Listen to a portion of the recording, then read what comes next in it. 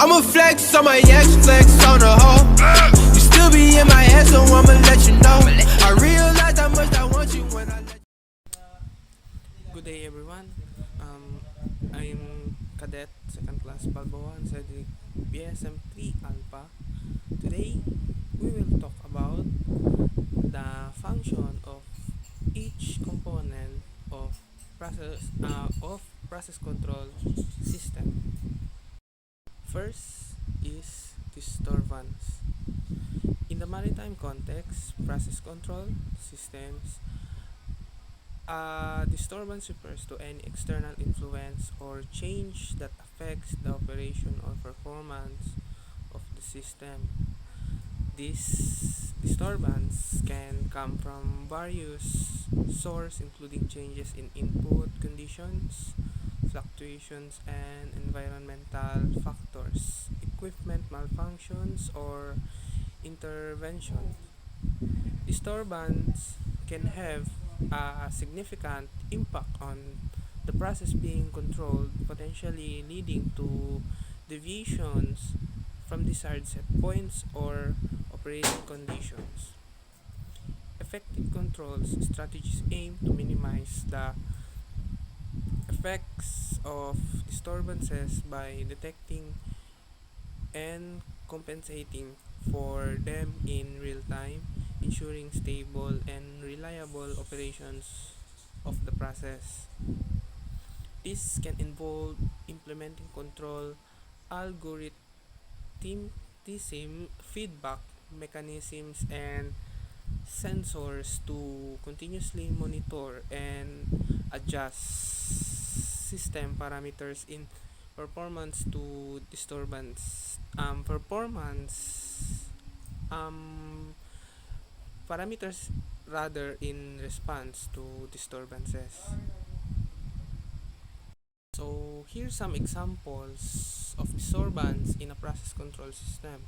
Number 1, temperature fluctuations. Changes in ambient temperature can affect temperature of a process such as chemical reaction or heating or cooling system. These fluctuations can lead to variation in the process output if not properly controlled. Next, the second is the flow rate variation. Variation in the flow rate of input materials or fluid can impact the efficiency and consistency of a process. For example, if the flow rate of a raw material into a chemical reactor fluctuates, it can affect the reaction kinetic and product quality. Next, the third one is equipment malfunction. Malfunction or failures of equipment such as pumps, valves, or sensors can disrupt the normal operation of a process. For instance, a stuck valve can cause sudden change in flow rate, affecting downstream processes. Next, the number 4 is the human error. Human interventions, error, or incorrect set point adjustment can introduce disturbance into a control system. For example, manually adjusting a control valve to the wrong position can lead to unintended changes in process conditions. External interference. Um, External factors such as electromagnetic interference, power fluctuations, or vibrations rather from nearby machinery can introduce disturbance into control systems, affecting sensors, reading, or control signals. So the summary of the example that I explained earlier, the challenge for the control system is to detect and compensate for the disturbance to maintain the desired process performance and output. This is typically achieved through the implementation of feedback control, strategies that continuously monitor the process variables and adjust control actions in response to disturbances. So the next component that I will talk about the function is the error. Error is a problem that occurs in process control system upon the situation that can lead to positive or negative error.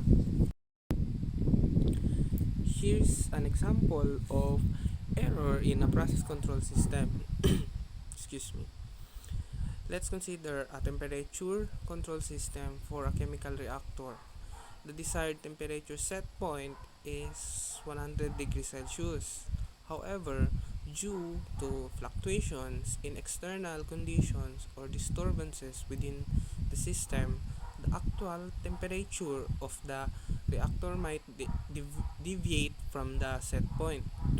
For instance, if the actual temperature of the reactor is measured to be 105 degrees Celsius while the set point is 100 degrees Celsius, the error in this case would be plus 5 negatives plus 5 degrees Celsius rather.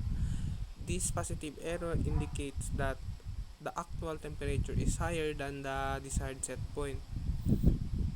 Conversely, if the actual temperature of the reactor is measured to be 95 degrees Celsius while the set point is 100 degrees Celsius, the error would be negative degrees Celsius. This negative error indicates that the actual temperature is lower than the desired set point. In both scenarios, the control system would need to take corrective action to minimize the error and bring the actual temperature back to the desired set point, ensuring the process operates within acceptable limits and maintains product quality. So, the last um, components that I will talk about is the offset.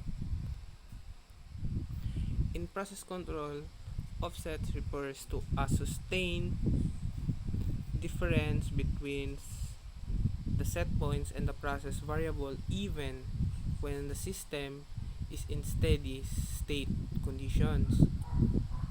Here's an example to illustrate offset. Considered a temperature control system where the desired temperature set point is 100 degrees Celsius.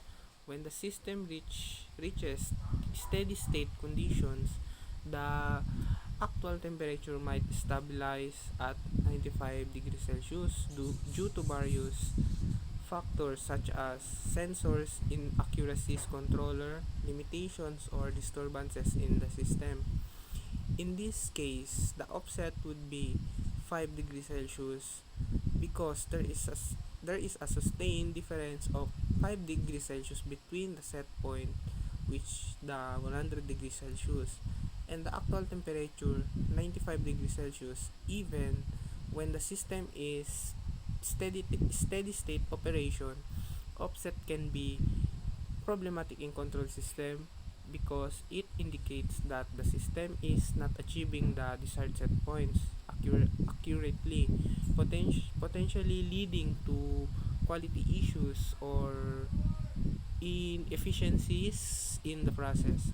Control strategies and tuning parameters may need to be adjusted to minimize or eliminate offset and ensure the system operates as close to the set point as possible.